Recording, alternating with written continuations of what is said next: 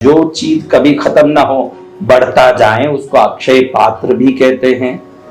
तो अक्षय का अर्थ है उस दिन का वो विशेषता जब कोई भी चीज खत्म ना होता है और बढ़ता जाता है। उस दिन गलत काम करोगे तो भी वो दुर्गुण का जीवन का व्यवहार बढ़ता ही जाएगा, और अच्छा काम करोगे तो भी वो दिनों दिन वृद्धि करता ही जाएगा। उस दिन जो करोगे वो बढ़ेगा, उसका नाम है अक्षय तृतीया।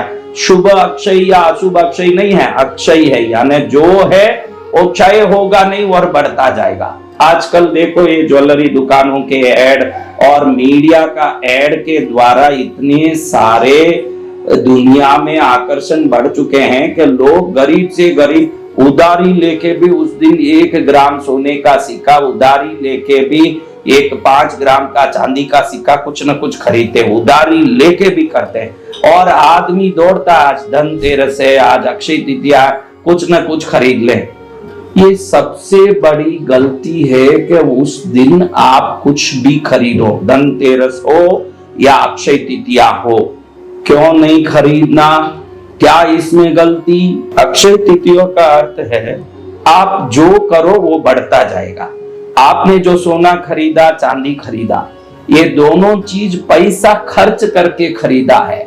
आपने पैसा दुकान में खर्च करके वो वस्तु को खरीदा, यानी वर्ष भर आपको खर्च होता ही रहेगा। आप ये समझते नहीं हो, आपने सोना आया मेरे घर में, चांदी आया मेरे घर में, यही देखा, लेकिन वो सोना चांदी फोगट में नहीं आया या अपने आप नहीं आया, वो आपके धन का व्यय के बाद, खर्च के बाद आया।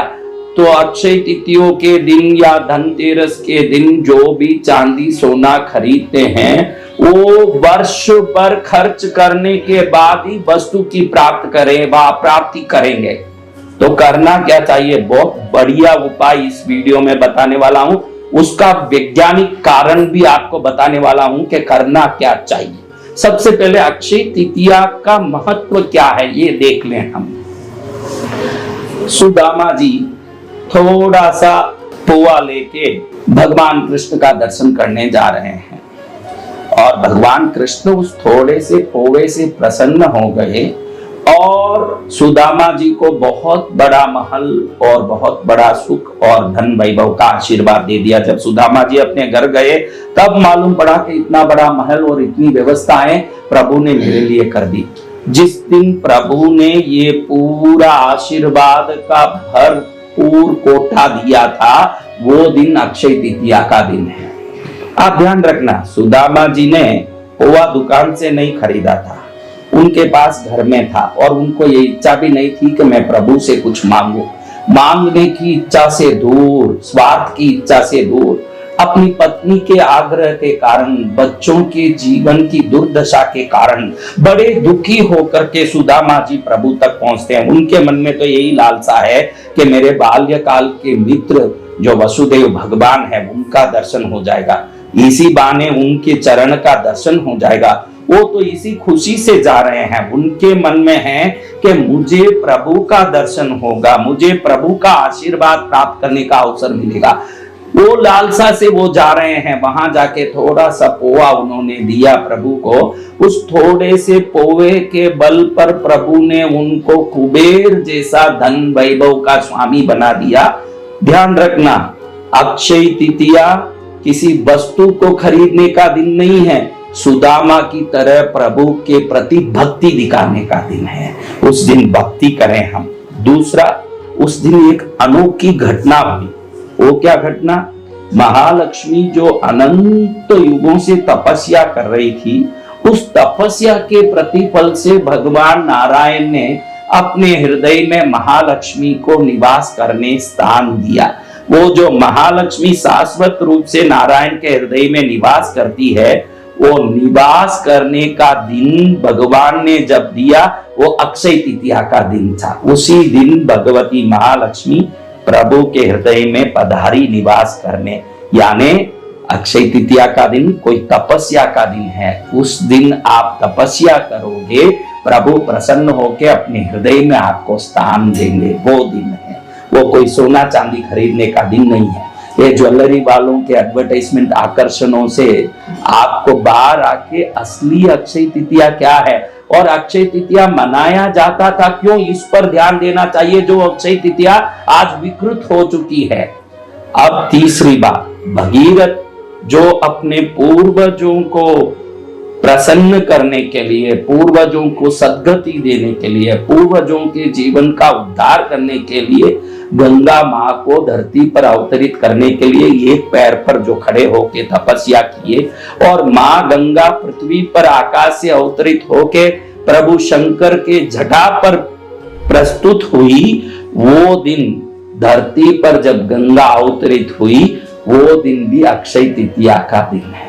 आप ध्यान रखो, भगीरथ की तपस्या से गंगा प्रकट हुई, यानी अक्षय तृतीया पोवा दे के प्रभु को प्रसन्न करें। यानी हमारे पास तुच्छ से तुच्छ वस्तु भी हो, वो तुच्छ से तुच्छ वस्तु भी प्रभु का है, ऐसे निस्वार्थ भाव भाने का दिन है। दूसरा, उस दिन तपस्या का दिन, भगीरथ ने तपस्या किया, महालक्ष्मी ने तपस्या किया और अपने पास जो चीज है उसको दान देने का दिन है अक्षय तृतीया। आप तो खरीदते हो, आप याद नहीं करते हो कि खरीदने से तो खर्च होता है। जब आप अक्षय तृतीया पर कुछ भी खर्च करोगे, वर्ष भर आपको खर्च कर करके चीज को लेने के लिए मेहनत करना पड़ेगा, श्रम करना पड़ेगा, खर्च बढ़ेगा आपके जीवन में। अक्षय तृतीया या धनतेरस खर्च करने का दिन नहीं है। आपके घर में जो वस्तु है, जो धन है, आपके घर में जो चांदी सोना है, उसकी पूजा करो। आप घर में उस दिन आपके पास पहले से ही जो है उसकी पूजा करो। जब उसकी पूजा करोगे, उस पूजा से उन धातुओं पर आपकी भक्ति की शक्ति पड़ेगी और प्रभु प्रसन्न होंगे, वो वस्तु और बढ़ेगा और बढ़ेगा। दुकान से खरीदने के लिए कोई अक्षय तृतीया के दिन की जरूरत ही नहीं है, पैसा दे के खरीदना ही है तो कभी भी पैसा दो, वो वस्तु तो आने वाला ही है, उसके लिए अक्षय तृतीया का क्या जरूरत है। अक्षय तृतीया तो तप व्रत पूजा से प्रभु को प्रसन्न करने का दिन है। अब देखो, एक ब्राह्मणी देखती है कि एक छोटा सा बालक मेरे पास आके मांग रहा है, भिक्षाम देहि भवती भिक्षाम देहि, मेरे पास तो कुछ नहीं है और मैं दूं तो क्या दूं, पूरे घर में टटोलती है। एक पुराना सड़ा हुआ आंवला मिलता है, उस आंवला को बड़ी भक्ति से वो उस भिक्षुक को दे देती है। वो भिक्षुक और कोई नहीं, आदि शंकराचार्य हैं और वो ब्राह्मणी बड़ी प्रसन्न होके वो जो आंवला देती है उसको देख के प्रभु प्रसन्न हो जाते हैं, भगवत पाद आदि शंकराचार्य, और महालक्ष्मी को प्रार्थना करते हैं कि माँ तू ऐसे जगह पर क्यों नहीं रहती जहां इतना भाव है, तू संसार में वहां कैसे रहती है जहां देने की इच्छा ही नहीं हो, तुझे यहाँ रहना चाहिए। अंगम हरे बुलग भूषणम आश्रयंती भृंगांगनेव मुकुलाभरणम तमालम। कनकाधारा स्तुति की रचना करते हैं। कनक यानी सोना, धारा यानी वर्षा। तुरंत जैसे ही वो स्तुति करते हैं, सोने की आंवला की बरसात शुरू हो जाती है उस घर पर। वो सोने की आंवला का बरसात अक्षय तृतीया के दिन ही हुआ था उस घर पर।